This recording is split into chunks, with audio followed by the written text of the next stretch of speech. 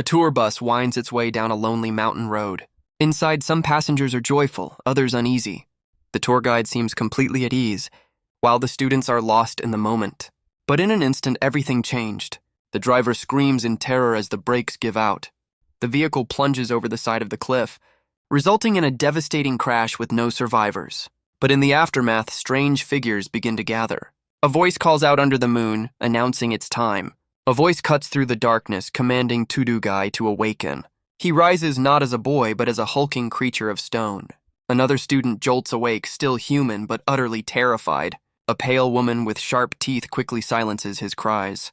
He's now part of a bizarre crew, including a floating shadow monster, and their leader appears to be a skeletal figure with a chilling gaze. The blonde-haired boy steals his resolve, announcing their break is over. This monstrous party now descends upon an unsuspecting village. But down below, the town's defenses are already in position.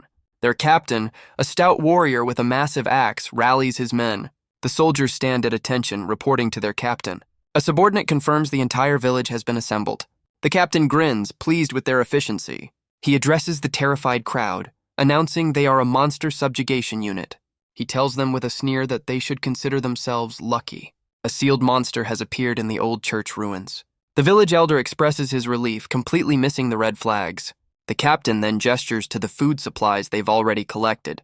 He demands the best homes in the village as lodging for his troops, and that the villagers provide them with absolutely everything. The elder begs the captain to reconsider, explaining that they have nothing left to give, but the captain scoffs at his pleas, reminding him this is their ancestral land. Without their homes, they will surely perish. The captain's patience finally runs out. In a flash of steel, he ends the discussion. The crowd watches in horror as their leader falls. The captain roars that they are on a divine mission, and anyone who questions it is a heretic. His men erupt in applause, praising their captain's brutal lesson. He then commands his so-called heroes to seize all the food. As his soldiers get to work, the captain patrols the village, but he stops, sensing a presence just beyond the trees. It's the skeletal leader who has finally arrived. The captain scoffs, ordering his men to dispose of the mere skeleton. Meanwhile, the villagers are forced to hand over their supplies. The captain roars at them to line up in an orderly fashion. Suddenly, one of his men falls to the ground, struck down from behind. The skeletal being declares that a god who torments the weak is one the world can do without. He calls them false gods hiding in plain sight, and declares he will deliver their divine punishment. The soldiers are stunned that this creature can speak. They realize this must be the sealed monster they were sent for. Back at the church ruins, the remaining guards stand watch. They hear a disturbance coming from the village entrance. The captain, now identified as Stringer, is called to action. He roars back at his men, trying to regain control. He reminds them they are the Holy King's knights, and that they will not be shaken by this turn of events. Stringer orders his men to investigate the disturbance in the village. A soldier confirms the sealed monster hasn't moved, but the knights grumble as they rush to the new problem. On their way, they notice strange shadows inside an old well. Suddenly, their feet are caught in a thick, sticky substance. They struggle to move, completely immobilized by the trap. A voice from above mocks them for falling for her trick. It's a spider-like woman who looks down at them like prey. The soldiers panic, realizing they've been caught in a monster's web. She calmly informs them that their journey ends here. The knights try to fight back, but find they can't move. In a flash, thin threads shoot through the air, wrapping tightly around their necks. The Spider-Woman explains that her threads only tighten with struggle. The soldiers claw at their throats, gasping for air. Their efforts are completely futile. One by one, they are silenced and left hanging. She playfully bids farewell to her victims. With her part of the plan complete, she wonders how her allies are faring. Elsewhere, a holy mage prepares to unleash a powerful spell. He unleashes a holy spell designed to obliterate the undead. The soldiers celebrate, believing the fight is already over. But their joy is cut short as the skeleton appears behind them, unharmed. In a blur of motion, he strikes down the remaining men. The captain, Stringer, can only watch in stunned silence. He realizes with horror that purification magic is completely useless. The skeletal leader now turns his full attention to him. But instead of fear, Stringer breaks into a wild, arrogant laugh. He grips his axe, declaring that a tough opponent is more fun to break. With a roar, he lunges forward, unleashing a powerful 10-hit combo. The axe connects with brutal force, sending the skeleton's skull flying from its shoulders. The rest of its body is shattered into a pile of bones. Stringer lets out a triumphant roar, boasting that his divine gift is simply unbeatable. He explains that the world is ruled by those with these special abilities. But as he gloats, he notices the bones beginning to stir. His men cry out a warning as the figure reassembles behind him. With a single command, the skeleton completely regenerates. His glowing eyes fixate on the stunned captain. Stringer scoffs at his soldiers' panic, unimpressed by the revival. He tightens his grip on his axe, unleashing the same furious 10-hit combo once more. But the skeleton calmly states he's already seen through this attack. With a single finger, he stops the massive axe mid-swing. The impact sends a powerful shockwave through the air. Stringer's arrogant grin vanishes, replaced by utter disbelief. He can't comprehend how his ultimate move was so easily countered. The skeleton points out that the captain is now completely defenseless. A single powerful punch sends the hulking warrior flying. He then prepares to finish the captain once and for all. With a single touch, he activates a life-draining ability. Stringer can only watch as his very essence is pulled from his body. The skeleton looks on without a trace of emotion. He informs the captain that his fate was sealed long ago. The once mighty warrior collapses, his reign of terror finally over. The skeleton remarks that the beautiful moon signals their victory. He declares that the rest is now up to his comrades. Back at the ruins, the remaining soldiers grow restless, awaiting orders. Suddenly, a new commander and his troops arrive on the scene. The new commander is unimpressed with the handling of the villagers. He orders his men to take the children hostage if needed. He then turns his attention to the sealed monster in the crystal. He explains this is a unique and powerful type of monster. He warns that if it awakens, it could cause a great disaster. But a voice suddenly calls out to him. It's the blonde-haired boy, warning him not to touch the crystal. The commander is sent flying back, completely caught off guard. The boy now stands between the soldiers and their prize. He smirks, having appeared behind them in an instant. The soldiers quickly surround the boy, demanding his identity. He smirks, unimpressed by the so-called Holy King's army. The commander grumbles, realizing the boy is somehow invisible to the villagers. The boy taunts them, suggesting they worry about their own allies instead. Enraged by his disrespect, the soldiers charge forward to capture him. But it's all a distraction as he suddenly shouts out a name. In an instant, the ground beneath the soldiers erupts with incredible force. A colossal stone fist punches through the surface, revealing the hulking golem from the crash site. The commander can only stare in disbelief at the monstrous sight. Perched on its shoulder, the boy gives his golem the order to attack. The commander frantically orders his mages to change formation. The stone creature unleashes a devastating rocket punch attack. Soldiers are sent flying, their weapons shattering on impact. Their armor offers no protection against the crushing force. One by one, the knights are completely overwhelmed. The commander can only watch as his men are swatted away like flies. Its gaze is cold and completely unrelenting. Their blades break harmlessly against its rocky hide. The remaining soldiers finally break, realizing they stand no chance. The commander roars at his men, ordering the mages to stop the golem. His mages quickly unleash a powerful freezing spell. The magic encases the golem in thick ice, stopping it cold. The mages celebrate their successful gambit, but the commander rushes forward, seizing the opportunity. He praises his men for immobilizing the beast. Then he prepares to deliver the final blow himself. His blade slices clean through the golem's stone head. The creature's face splits apart from the powerful strike. He laughs, boasting that no golem can withstand his might. The commander celebrates his apparent success, but from the golem's remains, a dark entity emerges. It's a strange, one-eyed creature, the true core of the monster. It immediately unleashes a binding spell from its demonic eye. The commander finds himself completely paralyzed. Seizing the moment, the blonde-haired boy stands ready. He smirks, confident that his opponent is finished. He leaps from the crystal to deliver the final blow. But as the commander strains, the boy is suddenly stopped cold. An invisible force sends him flying backward, his attack foiled. He lands hard, clearly frustrated by the interruption. The mages cry out, urging their commander to recover. The commander is stunned, having been saved at the last second. The boy quickly dodges another soldier's attack. The golem's core chides him for failing to land the blow, but the boy tells his allies to handle the other soldiers. The commander realizes this human is willingly working with monsters. He suspects the boy is connected to other recent attacks. He decides this boy is too dangerous to be left alive. With renewed purpose, the commander charges forward. The boy grits his teeth, pushing through the pain.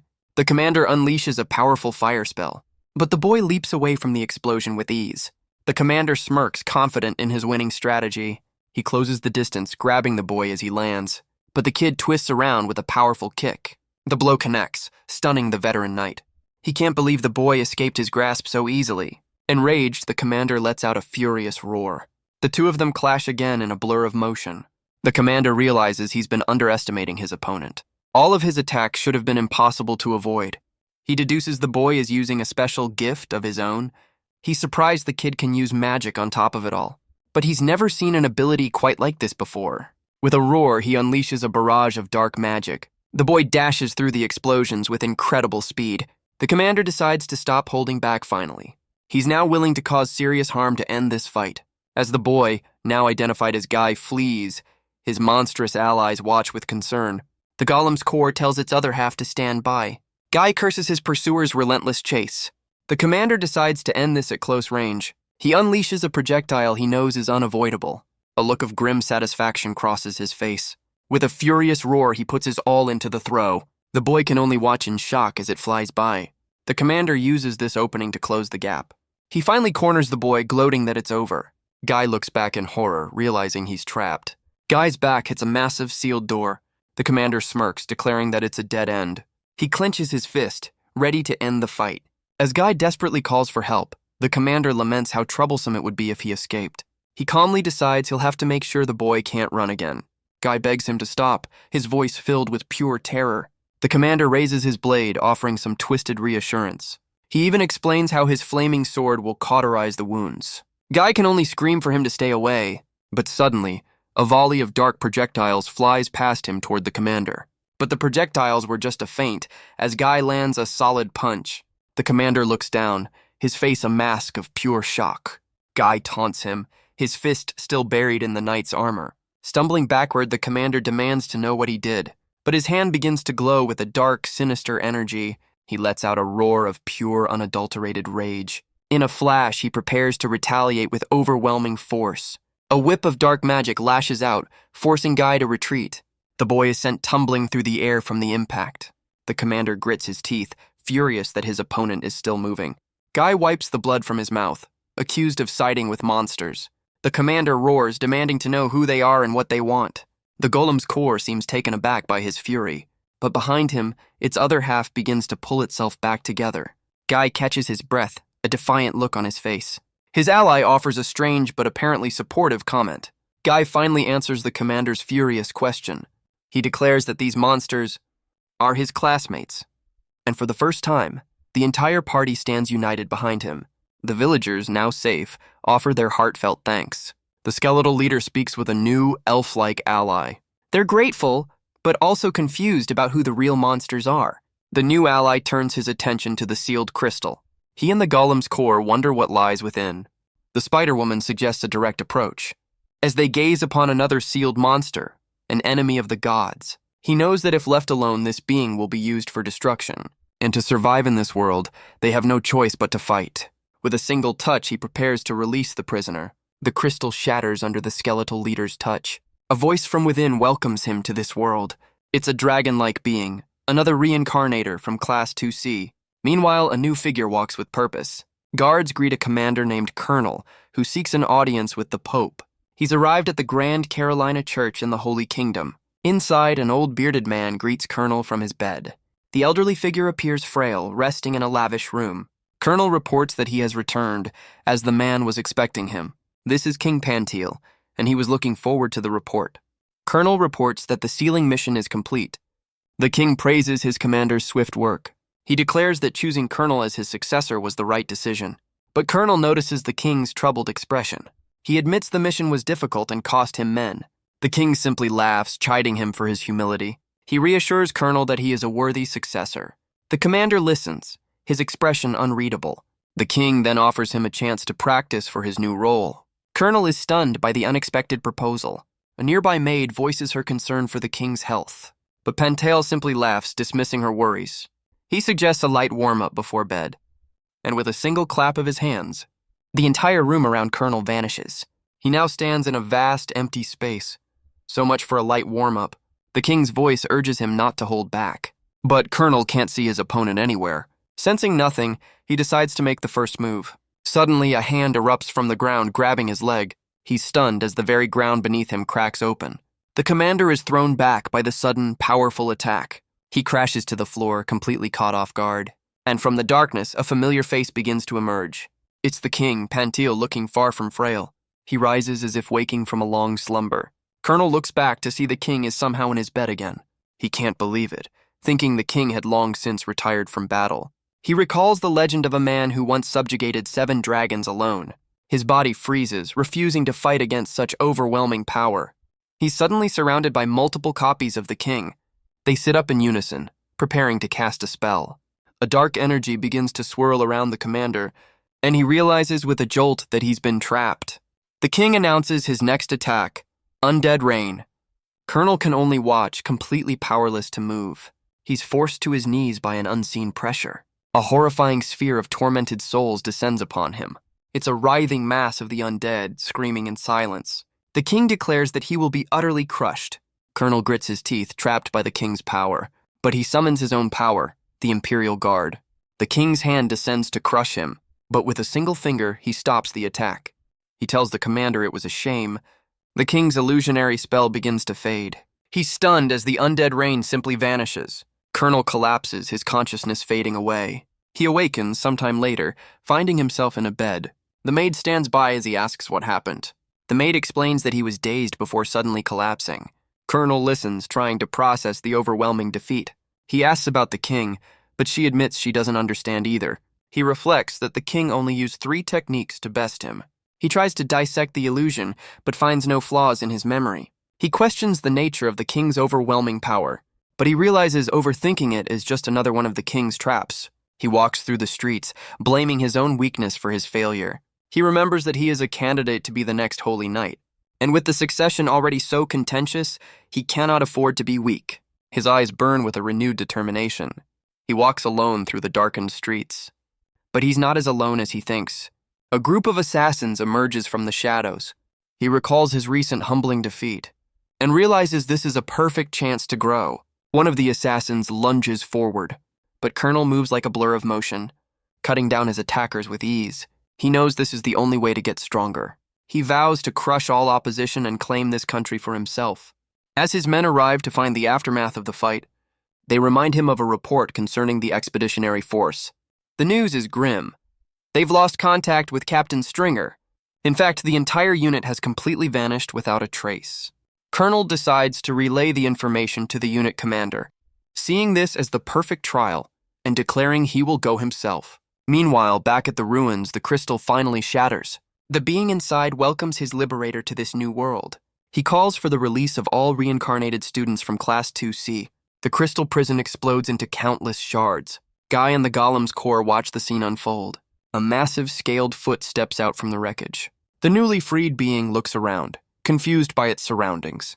It recalls the bus crash, certain that it should be dead. It wonders why it's still here, questioning if it's become a ghost. But a look at its new body reveals scales, claws, and a tail. The Golem's core panics, shouting that he's become a lizard. Guy calmly explains that this is a pretty standard first reaction.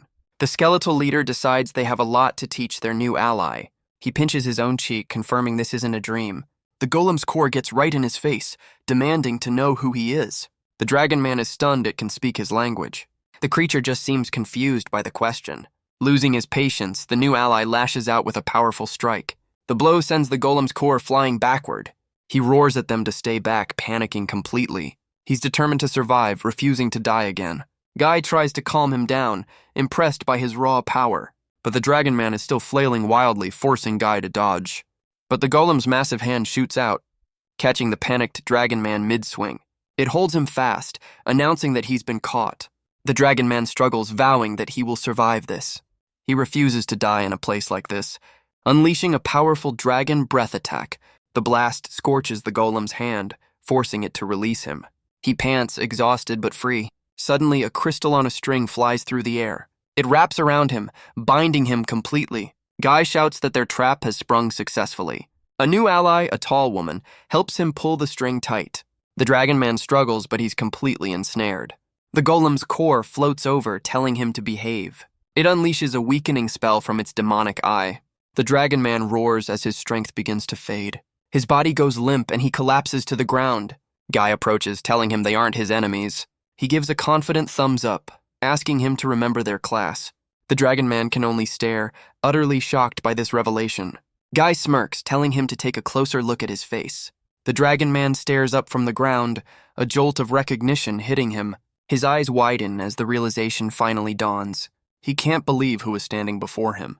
He shouts Guy's name into the night sky. The dragon man sits up, admitting he never expected to be reincarnated with him. Guy explains that even though their forms have changed, he had a feeling he knew who he was. It was the distinctive X-shaped scar on his forehead that gave him away. The dragon man confirms he's student number 10 from class 2C. He introduces himself as Ren Takahashi, a tough-looking brawler from their past life. Ren remembers his past life, a time defined by aggression. He was a brawler who solved every problem with his fists. As the self-proclaimed strongest in the region, he saw only one obstacle in his path: a quiet classmate who simply refused to fight him. Ren was completely floored by the rejection.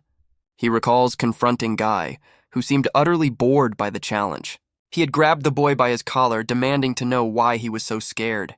But Guy calmly explained that his grandfather had forbidden him from brawling, an answer that left the tough guy completely baffled. Guy had made a promise to his master to never use his skills for meaningless fights. As Guy walked away, he simply said it was a promise to his grandpa. Ren's friend asked what he would do now, but the brawler refused to give up. He knew that defeating Guy, a master of multiple martial arts, was the only way to become the undisputed strongest, and so his relentless pursuit began. He tried every method imaginable to provoke a fight, all of which Guy completely ignored. But one day he finally got Guy to agree to a duel. They met in an old, abandoned school building, sealing the deal with a handshake. Guy asks why he was brought here, and Ren smirks, making a strange proposal.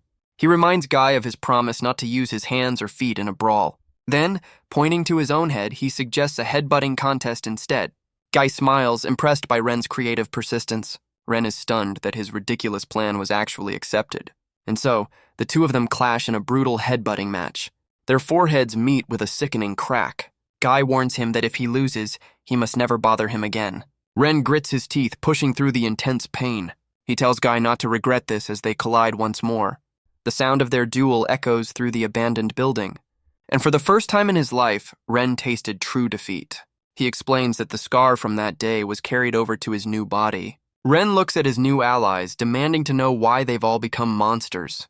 Guy explains that Takaoka from the bodybuilding club is now a golem, while Tanaka from the literature club became a floating shadow monster, and Rin Ai-chen from the Kempo circle was reborn as a skeleton champion.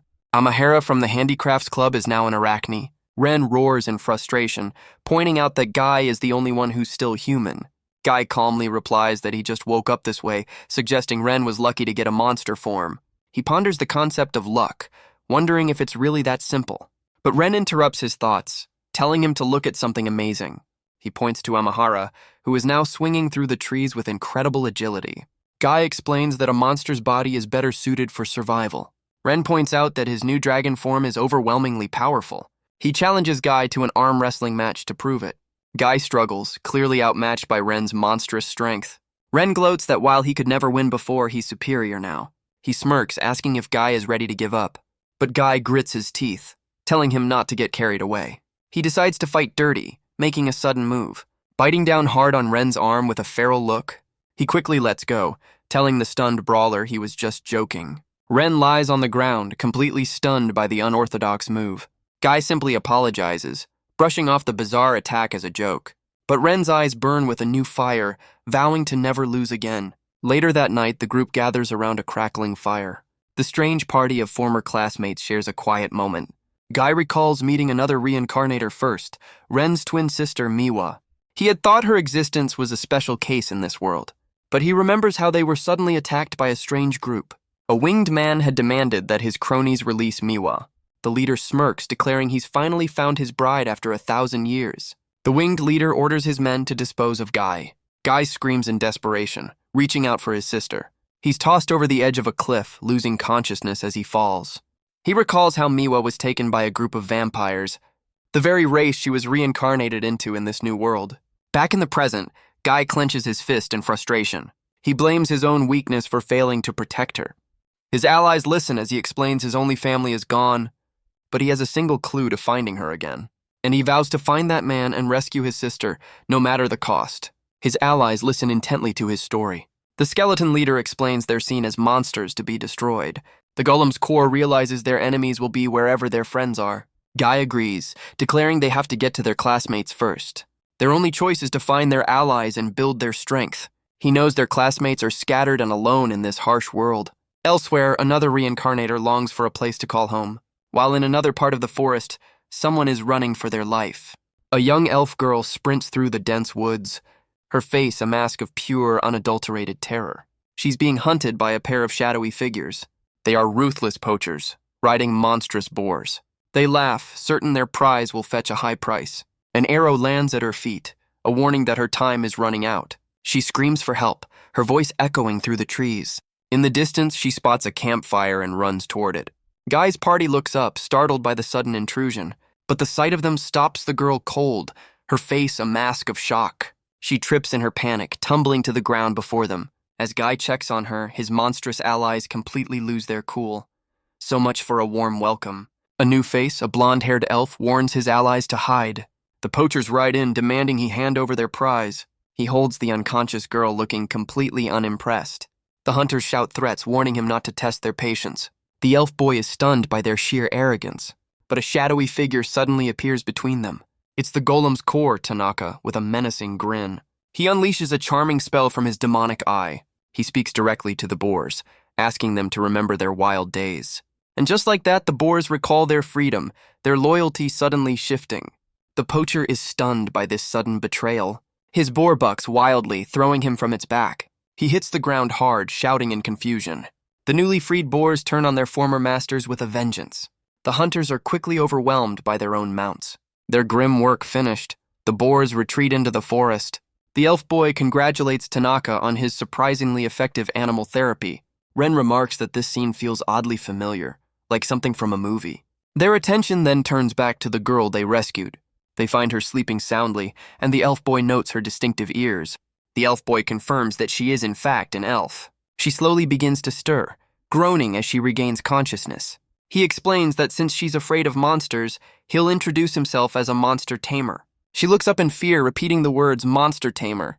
He proudly introduces his monstrous allies, Ren and Tanaka. He assures her that they're all friendly, despite their intimidating appearances. He laughs it off, admitting he was surprised by her terrified reaction. Ren grabs him, annoyed by his casual attitude, while the girl looks on in awe.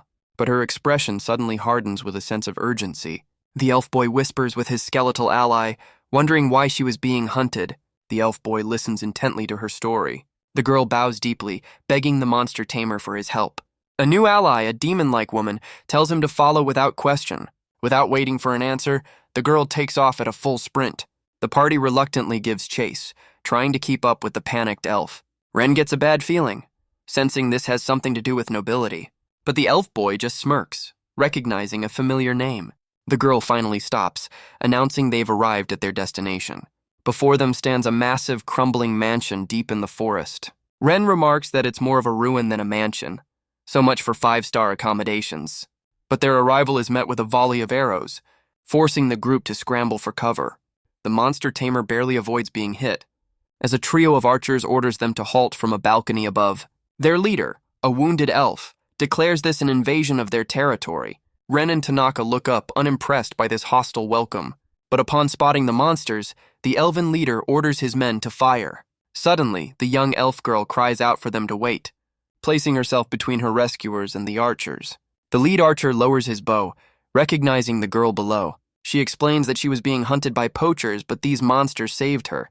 She presents the elf boy as the monster tamer in charge of them. She begs the lead archer to grant them an audience inside. The archer, Diodora, scoffs at the idea of a monster tamer. He consults his subordinate, who remains deeply suspicious of the newcomers. But after a moment of consideration, the heavy doors creak open. Diodora grants them permission to enter the mansion grounds. The girl thanks him profusely, overjoyed by his decision. The elf boy tells his monster allies to wait outside for him. He then follows the girl up the path toward the entrance. He follows the girl down a dilapidated hallway. They enter a throne room where an elven queen sits. The young elf girl immediately drops to her knees. She announces her name is Amin, her head bowed low, but the queen seems furious at her return. She coldly asks why Amin didn't just perish outside. The monster tamer is completely stunned by her cruelty. He realizes with a jolt that they have the exact same face. The queen grabs Amin's chin, demanding an answer. The terrified girl can only tremble in response. Amin explains through her tears that she was terrified while being hunted. She apologizes for her weakness, admitting she only thought of her own survival. But the queen shows no sympathy, stepping forward with pure contempt. She strikes the girl with incredible force, sending her reeling. The queen demands to know why Amin dared to act as a decoy on her own.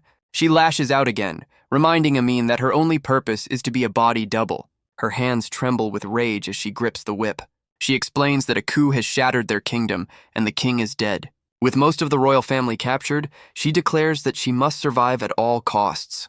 And for that, she needs Amin to serve as her shadow, her decoy.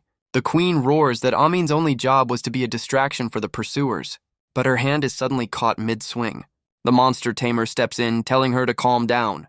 Her guards immediately rush to her defense, ordering him to back away. Amin explains that she brought him here because she believed he was strong enough to save them. The queen turns her attention to the boy, questioning his supposed title. She warns him to stay out of matters that don't concern him. She then asks Amin if she understands the gravity of their situation. Their enemies are the Red Feather Brigade, a notorious band of thieves with powerful gift users. The queen scoffs, doubting that this boy could ever hope to defeat them. The queen declares they're out of time, throwing a dagger at Amin's feet. She coldly orders the girl to take her own life. The monster tamer reaches out, trying to stop her. But Amin picks up the blade, her hands trembling with fear. Suddenly, a massive explosion rips through the throne room wall. 3 shadowy figures step through the breach. Looks like the party just got crashed. The elven guards shout in alarm, demanding to know who they are. One of the intruders, a woman with a wicked grin, announces she's found them.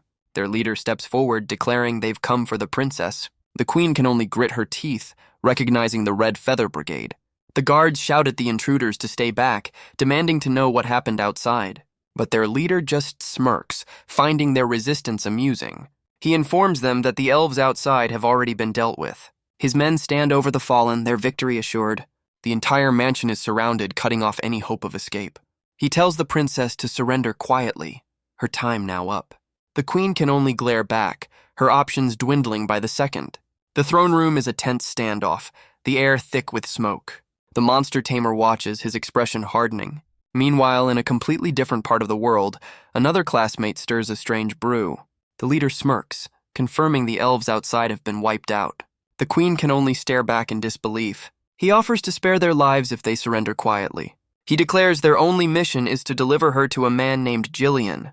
The queen panics, realizing that being captured is a fate worse than death. She knows the new regime is publicly executing the entire royal family. The spiky-haired woman taunts her, saying Jillian is just using her. She reveals that Princess Diodora will be kept alive. The leader then lays out Jillian's entire plan. The princess will help overthrow the evil king, then marry Jillian to create a new kingdom. A classic PR move. The queen is furious, unable to accept this twisted scenario. The spiky-haired woman tells her that her feelings don't matter. She offers a vial of poison as an alternative. A grim future where she's a powerless bride by Jillian's side. She trembles with rage at the thought of being framed for her father's death. She roars that she will never accept such a fate. But the leader of the brigade simply laughs at her defiance. He calls her desperate struggle a masterpiece of entertainment. What a supportive audience. He tells her it's impressive she hasn't given up yet. His ally reminds her that her few remaining guards are all she has left. The leader tells the princess their time is up, but she orders him to stay back. Her 3 remaining guards rush forward, vowing to protect her at all costs. They unleash a coordinated 3-pronged assault, a triangle slash. The queen watches with renewed hope, believing they've landed a fatal blow. She explains this is their ultimate technique, designed to stop any assassin. A pincer move that should be impossible for even a master swordsman to evade. But the brigade leader stands his ground, completely unfazed by their charge. Their blades strike true, converging on him from all sides. The queen lets out a cry of victory, her relief palpable. But the leader's body simply shatters into dust upon impact. But their blades are stopped cold by the third intruder, a hulking man with 4 arms. The elven guards can only stare in disbelief. The queen points out that their 3-on-1 attack should have worked, but the brute retorts that he has 4 arms to their 3 swords. Can't argue with that logic. His ally smirks, telling them to witness a real special technique. With a roar, the 4-armed man unleashes a spinning whirlwind of death. The guards are cut down in a single brutal motion. He taunts their fallen bodies, mocking the so-called royal guard. The lead archer, Diodora, can only watch in horror. He raises his own blade, vowing to avenge his fallen comrades. The spiky-haired woman notes her ally is fired up for a fight. The monster tamer realizes he's stumbled into a dangerous situation. The queen curses her luck, an exiled princess cornered by assassins. She demands to know his intentions. Will he help her, join her enemies, or flee? But he can't just walk away from someone who's seen his face. The queen suddenly declares that she's hiring him on the spot. She tells him that since he got involved, he's now officially on her payroll. The monster tamer just gives her an unimpressed stare, so much for a formal job offer. She desperately offers him anything he wants in exchange for his help. He lays out his terms: information on the vampire's lair and the locations of the sealing crystals. The queen quickly agrees to his terms, begging him to buy her time. Using a simple cup, he relays the message to his allies outside. Meanwhile, the four-armed brute turns his attention to the last guard, cutting down the final defender with overwhelming force. He stands over the fallen, mocking the so-called royal guard. His spiky-haired ally taunts him, but he just grins, enjoying the challenge. But the monster tamer suddenly steps into his path. The brute glares down, demanding to know who this kid is. The boy just looks back, unimpressed by the display of power.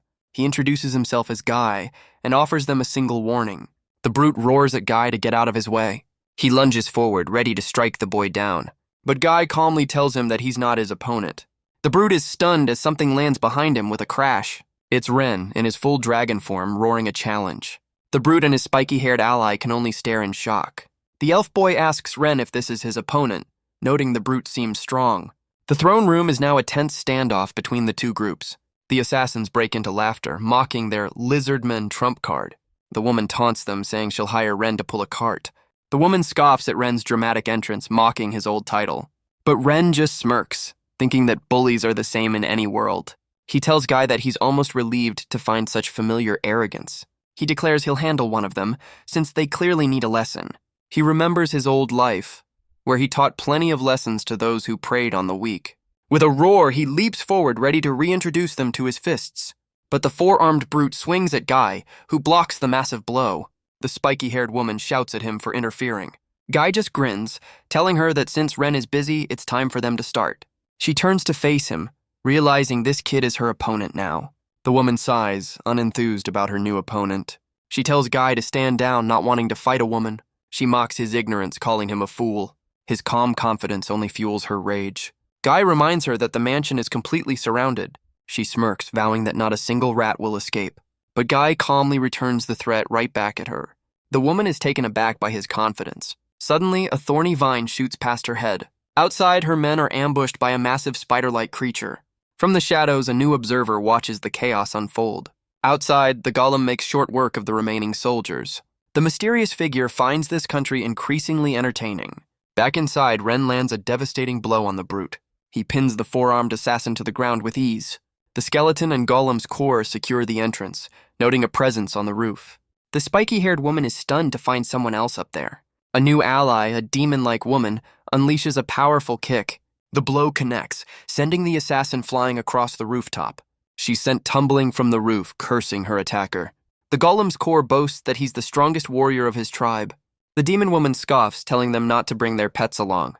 Meanwhile, Ren's claws clash against the four-armed brute's defenses.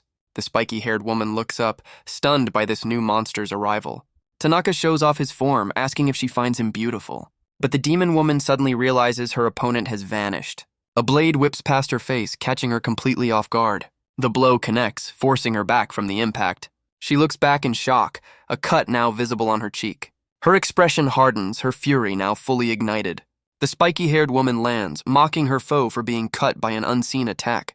She tells her that any resistance is completely pointless. Meanwhile, the brigade's leader faces off against Guy. He lunges forward, his blades a blur of motion. But Guy stands his ground, ready for the impact. He deflects the attack with a powerful block, sending a shockwave that cracks the wall behind him. The leader is impressed, noting the tamer can actually fight. Guy offers a curt, almost sarcastic reply, but the leader just grins, confident that the outcome is already decided. The leader points a dismissive finger at Guy, boasting that he's killed so many people, he stopped counting at 200.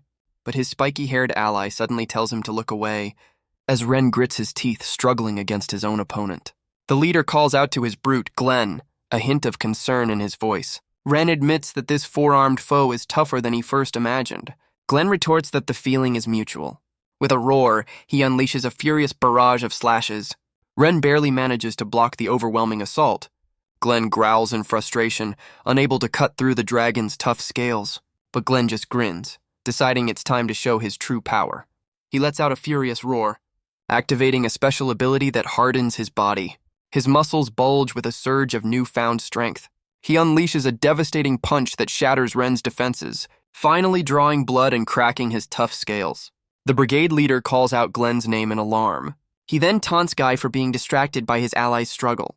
Guy grits his teeth, a fresh cut now visible on his cheek. The leader licks the blood from his blade with a chilling grin. The leader's grin widens, declaring he's caught him. Guy can only look on in stunned disbelief. Outside, the battle around the mansion continues to rage. Suddenly, a massive explosion rips through the throne room floor. The leader, Javi, reveals his gift, gunpowder generation. He boasts to Glenn that the lizardman was no match for him. Javi then turns his attention back to the cornered princess. Her guard, Gondal, vows to protect her, but she tells him to stand down. The standoff continues, with Guy now facing the two assassins alone. But from the rubble on the floor, something begins to stir. Back in a quieter moment, the party discusses their new world. Tanaka, the Golem's core, brings up the concept of guilt. He explains that in their old world, taking a life was a heavy burden. But in this new world, the value of life feels incredibly cheap.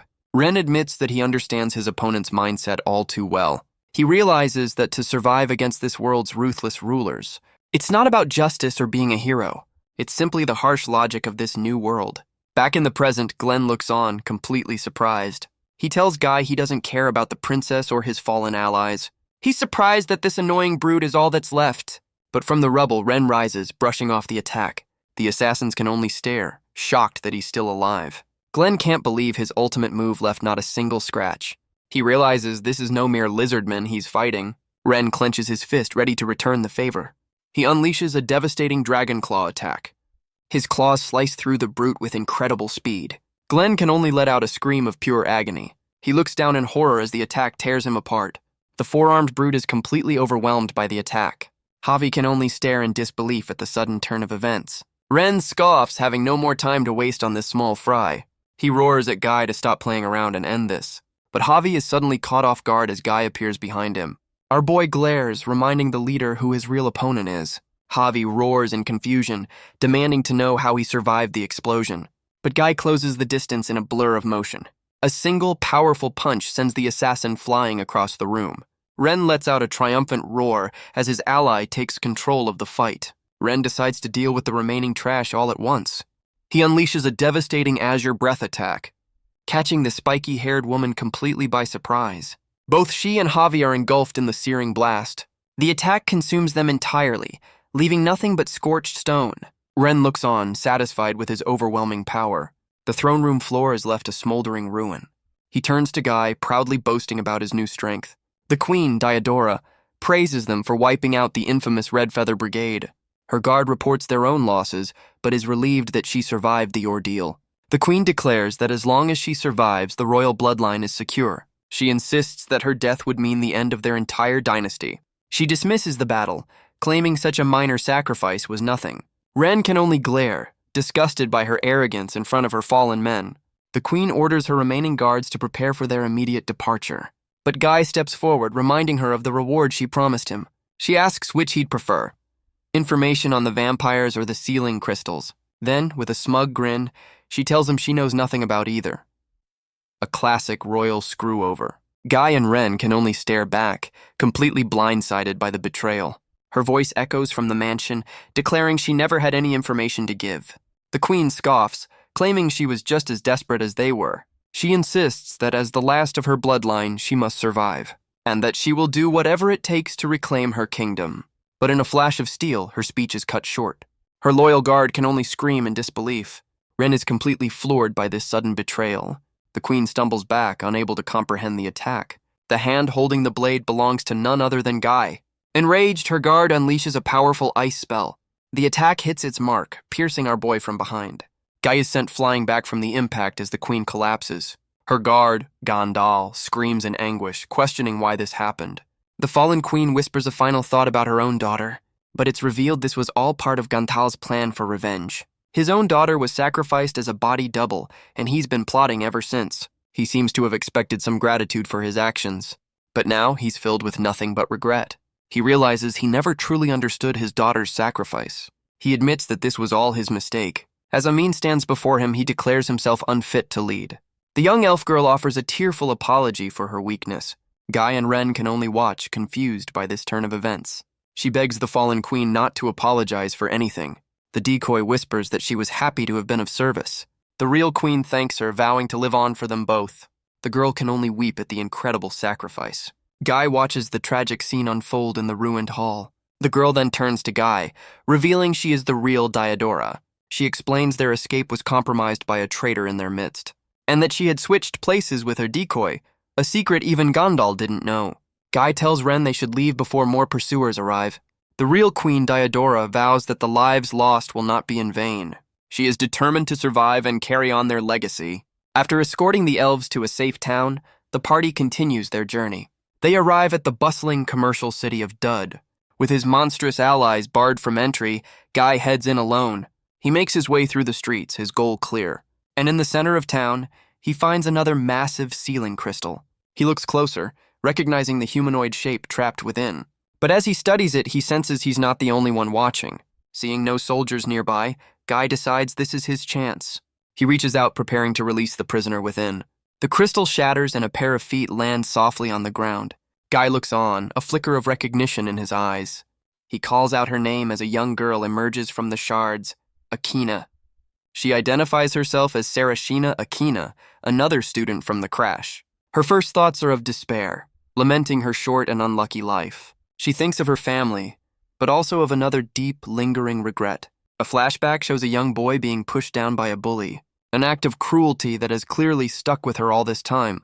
A memory of a young boy crying as bullies destroy his sandcastle, but as he weeps, a small figure rushes to his aid. It's Akina, who launches herself at the bullies without hesitation. She stands her ground, telling the boy to run for safety. She proudly declares herself an ally of justice, much to his surprise. The boy could only think about how strong she was. He even declared he'd marry a strong girl like her someday. But she flatly rejected him, revealing the boy was a young guy. The memory fades, jumping forward to 1 month before the crash.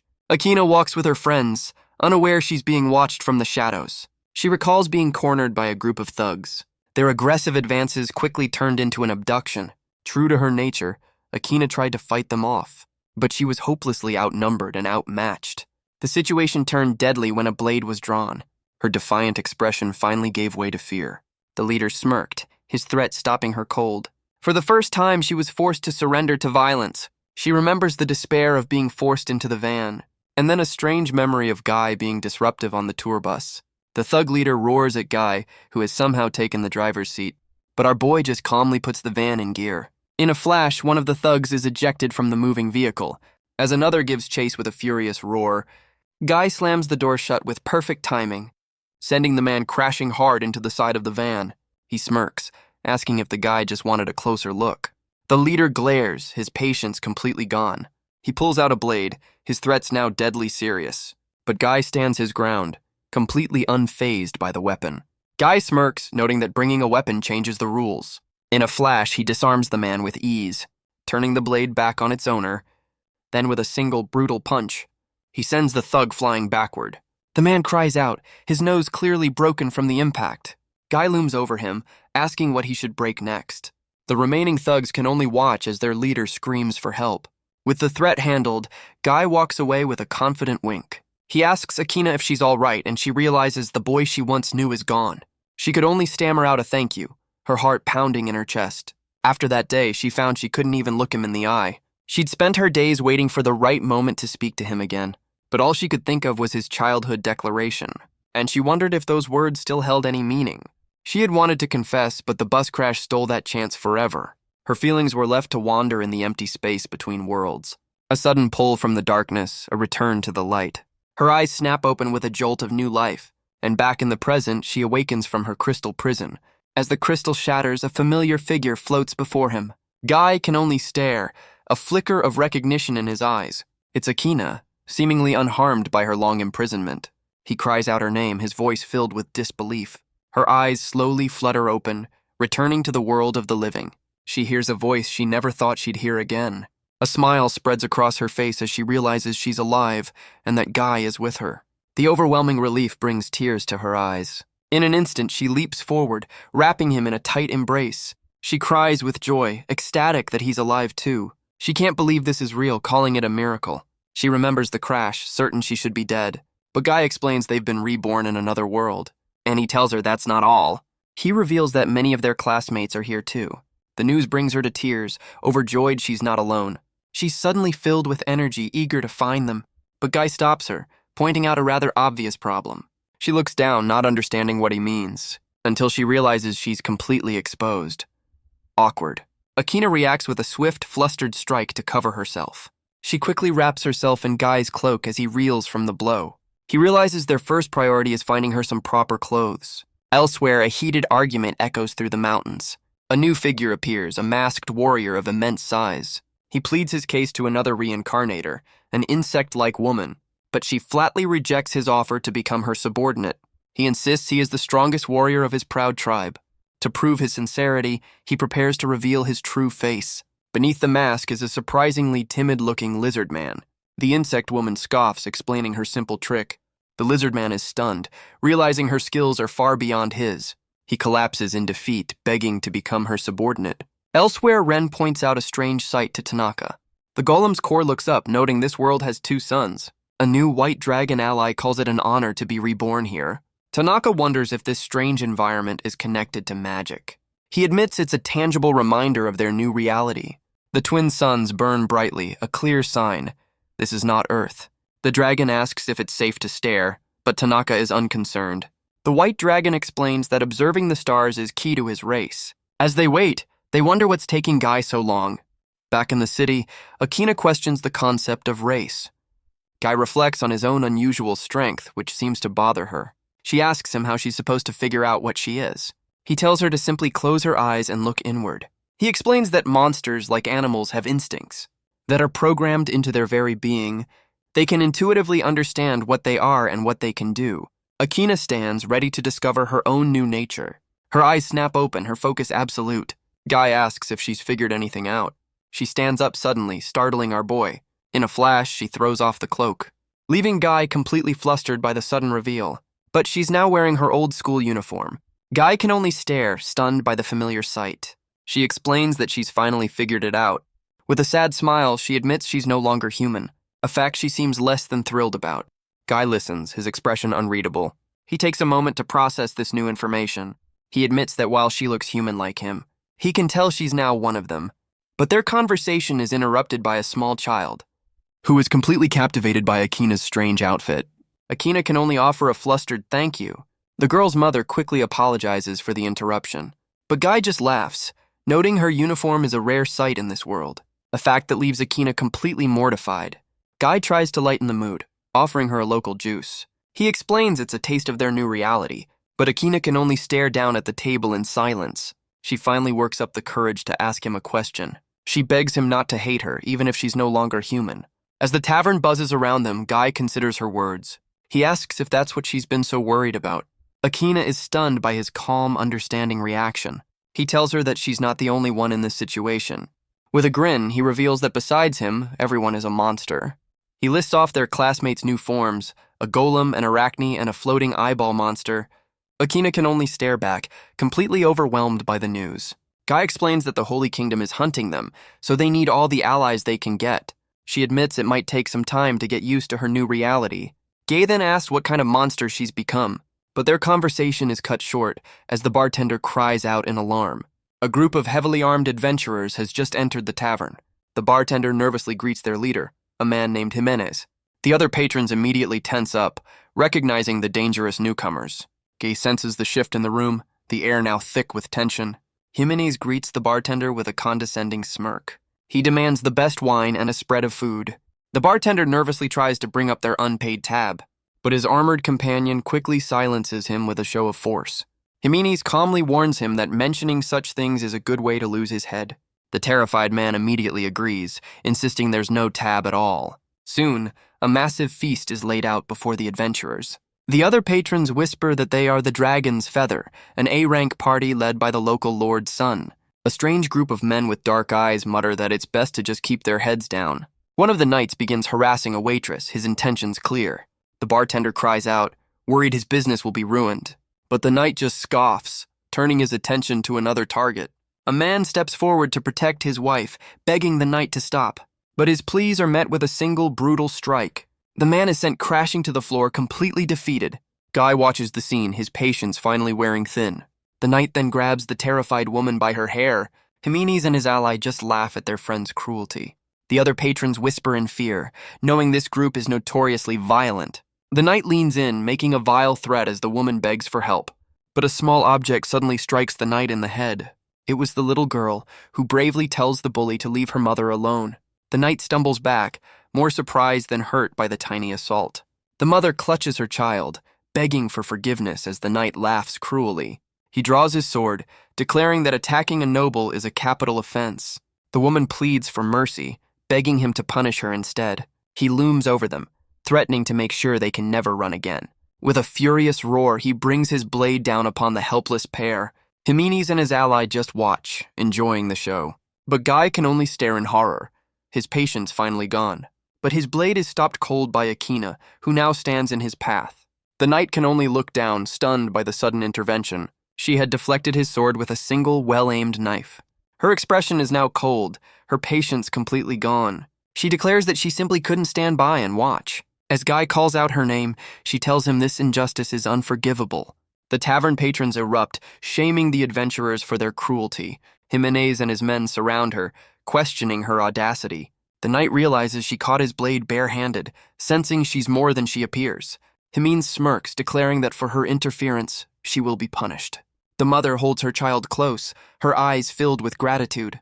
The little girl calls out to her new hero as Akina stands guard. She tells the mother to take her daughter and run to safety. She then turns to the adventurers, thanking them for the praise before giving them a 2-minute warning. The patrons whisper that C-rank adventurers and above are nobles with special gifts. Akina's hands transform, sprouting long, deadly claws. Jimenez scoffs at her defiance, preparing a powerful magic spell. But she dodges the blast of force with incredible speed. She leaps through the air, closing the distance in an instant. But the armored knight steps in, blocking her path with his shield. But her claws grind against his shield, unable to break through. Akina is stunned as her attack is completely stopped. Jimenez moves with blinding speed, closing the distance instantly. He lands a devastating blow that sends her flying. He grins, declaring this is what happens when you defy him in his town. With a furious roar, he prepares to strike again. The brutal impact sends Akina crashing to the floor. She struggles, realizing there was something she never told Guy. Jimenez lets out a wild, arrogant laugh. He stands over her, ready to deliver the final blow. But Jimenez can only stare back in disbelief. His men cry out his name in alarm. But Akina reveals her true form, a slime-like creature. She explains that physical attacks are useless against her. In an instant, the armored knight's helmet shatters. He gasps in terror, unable to comprehend the attack. A tendril of slime then lashes out at Jimenez. He lets out a cry of pure, unadulterated shock. His men are quickly enveloped by the strange substance. She stands victorious, reborn in this new world as Sarashina Akina. She reveals her true form, an ultimate greater slime. In a flash, the one-sided battle is over. The once arrogant adventurers lie defeated on the floor. Akina looks on, her expression now grim. But Jimenez lets out one final desperate cry. His men are completely incapacitated around him. He roars in pure defiance, before suddenly vanishing without a trace. Guy looks on, unsure of what just happened. But Akina can only stare at her hands, realizing she's taken a life. Guy tells her she was completely justified in her actions. He insists that what she did was not a mistake.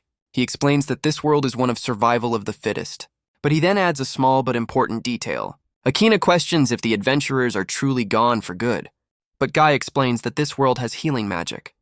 A fact that leaves Akina completely frustrated. The man from earlier thanks them, revealing the family are his relatives. The other patrons join in, grateful for their intervention. Guy points out the man's impressive skill, but Akina seems less than thrilled. The man explains that some people were recently killed by a monster, but a few days later, they inexplicably returned from the dead. They came back as mindless monsters, attacking everyone in sight. Guy realizes with a jolt that this sounds eerily familiar. He quickly asks for more details about these zombie-like creatures. The men recall that the creatures came from the North Gate, a direction that leads to an old, abandoned castle in the woods. Elsewhere, a priest unleashes a powerful healing spell. He tends to the wounds of the fallen adventurer, Jimenez. A subordinate reports that the man's injuries are completely healed. But the priest admits there's a serious problem.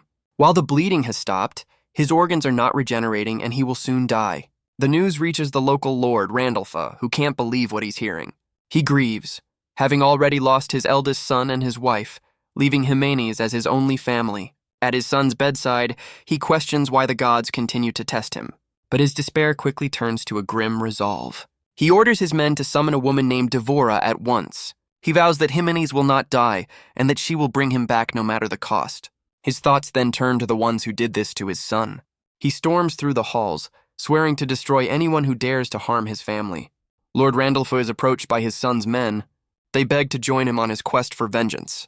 The armored knight explains that they were saved by someone, but Randolph is confused by this turn of events. He demands to know why they are unharmed while his son is dying.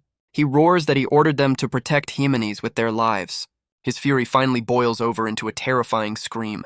He unleashes a secret sword technique, the crescent shoot. The attack cuts down the knight in a single, brutal flash. He turns away, coldly ordering his men to clean up the mess. He roars that he will deal with his family's enemies personally. The legendary Thunder Emperor Randolpha prepares to deploy. The patrons realize he's one of the famed 7 heroes. They recall that he was once a powerful adventurer himself. Even after retiring, his S-rank power let his son run wild. The man who warned them takes a long drag from his cigar. He can only hope that the 2 kids manage to survive the night. But the escape triggers a different memory for Akina. She remembers looking back in a moment of pure panic, as Miwa was taken and Guy was dragged into the darkness. Guy explains that Miwa was the first ally he met in this world. He was shocked to learn she was reborn as a vampire queen. Because of her new nature, she could only move at night. But one day, they were surrounded by a group of winged men. Their king had been searching for his long-lost fiancée, and Miwa was forcibly taken with no clues left behind. Guy grits his teeth, frustrated by his own powerlessness. He and Akina now race through the woods with a new lead. He realizes the zombies are actually ghouls, servants of vampires. With a new lead, he decides it's time to regroup with his allies. But Guy suddenly stops, a look of realization on his face. He admits they've been running in the wrong direction. He sheepishly apologizes for dragging her into this mess so soon. But Akina just gives him a confident, knowing smile. She recalls how he always protected her in their old world. And now that she's been reborn with incredible power, it's her turn to return the favor. She playfully declares that she's his new bodyguard. Guy just laughs, surprised by her sudden sense of duty. With their priorities straight, they race to find Miwa. Their path leads them to a massive stone bridge. But they arrive at a massive gate, and Guy seems confused. Peeking through the bars, they can't believe what they're seeing. The courtyard is swarming with the very ghouls they were warned about. A winged creature spots them and lunges forward to attack. Guy shouts a warning as Akina leaps back in alarm. More of the winged ghouls fly over the wall to intercept them. Guy draws his blade, ready for the fight. Its hilt glows with a strange, sun-like emblem. He cuts down the first attacker with a single, fluid motion. The second ghoul is met with a swift, decisive strike. But another ghoul sinks its teeth into his arm. It looks confused, unable to break the skin. Guy reveals that a dragon's scales are a bit too tough to chew on. The creature recoils, its teeth failing to leave a mark. Guy leaps back into the fray, cutting down another attacker. He catches his breath, the fight far from over. He calls out to Akina, asking for her help. But she admits she's not a big fan of horror. Great timing. Guy looks down at one of the fallen creatures, his expression grim. He notes the red blood, confirming they are indeed ghouls. Akina looks over the aftermath, asking Guy a simple question. She wonders why vampires would bother turning humans into ghouls. He explains they're kept half alive as a fresh, convenient food source. That's why vampires build their lairs near human settlements, creating what are essentially blood production factories. A place some might call a human farm. Akina realizes with dread that vampires are inside, and Guy is desperate to get in. But with the ghouls blocking the main gate, a frontal assault is impossible. They decide to search for another way in along the outer wall. Passing by the remains of another victim, a grim reminder of the horrors within. Inside, a vampire-like figure senses their arrival. He notes the commotion outside must be adventurers, but there are too few. His shadowy companion mentions the ghouls that recently escaped. They wonder if these two were sent by the reconnaissance team. A woman with sharp teeth scoffs at the intrusion. She complains that this interrupts their grim production line. The leader orders a woman named Devora to deal with the problem. Outside, Akina uses her slime body to pick the lock. Guy carefully peeks through the now open door. A woman with glasses is stunned that the magical lock was opened. Devora realizes the lock wasn't forced, intrigued by their methods. She decides she wants the intruders for herself, a possessive look in her eyes. She dismisses her subordinates' concerns about Lord Randolph's summons. Gripping her staff, she senses the two are excellent material, and leaps into action, declaring them to be of the highest quality.